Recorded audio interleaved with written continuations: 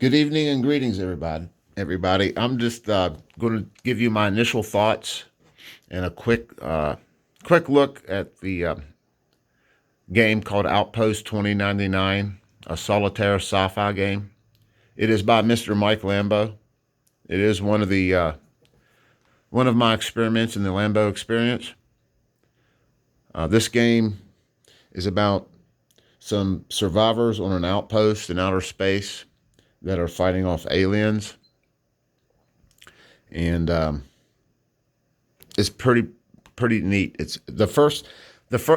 I'm on my second game. My first game was like a learning game. I was really inexperienced. I did really poorly. A lot of that was due to bad die rolls. The aliens got inside real quick.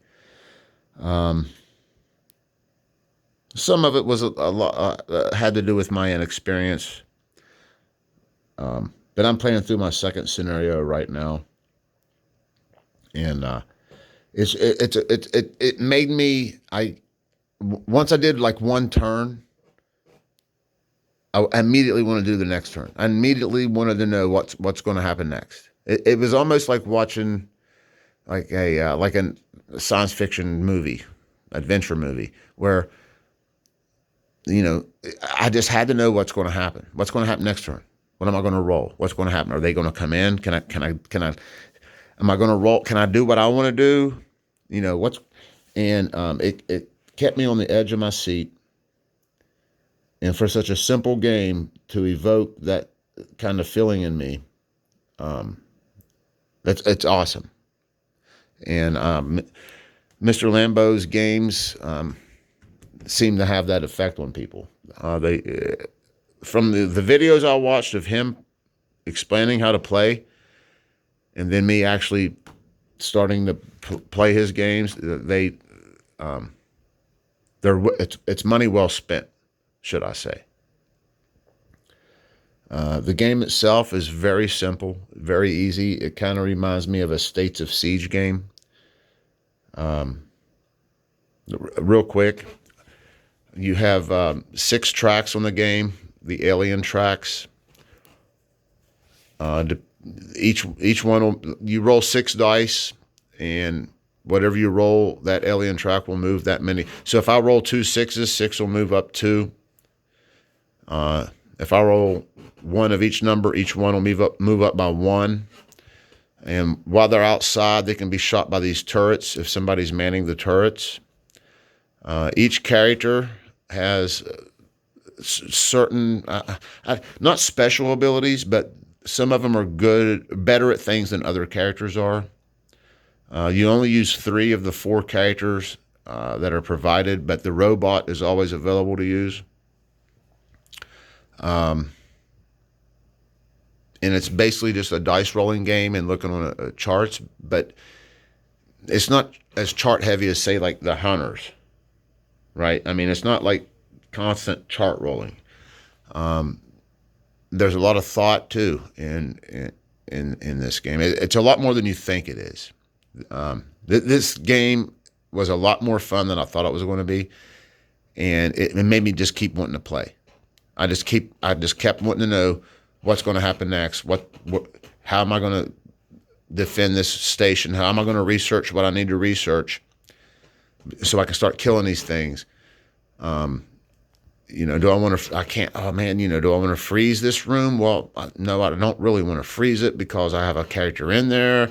If you freeze them, they become indestructible, but I haven't researched enough to be able to destroy the indestructible. This game was a lot more fun than I expected it to be. Again, like I said, it's a very easy game to play. The book, it's got a glossy cover, but it's got beautiful art here on the front.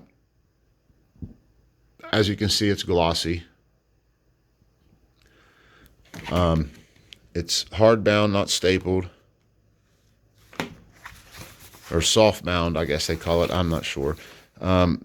It's 1 page of rules per page. I mean, there's no like columns like you would expect in maybe a war game. The text and stuff in black is the examples. There are a lot of examples. The text looks dense. It's not really. It's just he explains everything to a great detail. So there's no ambiguity. There's no misinterpretations. I mean, it's written so like a 3-year-old or a state worker could understand it. Again, this black is just examples of play. Big text, easy to read, easy to understand. There's like 14 pages of rules. A third of that is probably examples of play. Then you get into your missions. There's 10 missions per game book. I photocopied each page, like mission 1, mission 2, mission 3, or they call them outposts. 4, 5. I photocopied both, like an 11 by 17, like this, of all 10 missions. And as well, I photocopied this sheet which has counters on it. That you should do this. You should photocopy this. And what I did, instead of using a cereal box, I used the cardboard backing of a legal pad, and I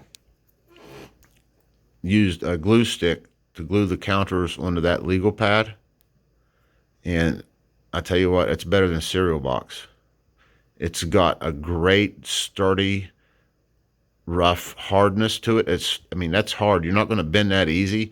And it's thicker than cereal box.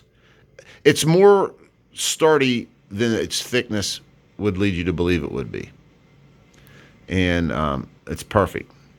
So I would suggest if you get these games, you do print this last page out. And in each of the games I got, he's provided a page in the back that you copy that, glue it to some cardstock, some hard cardboard, and there's your units right there. I suggest you do that.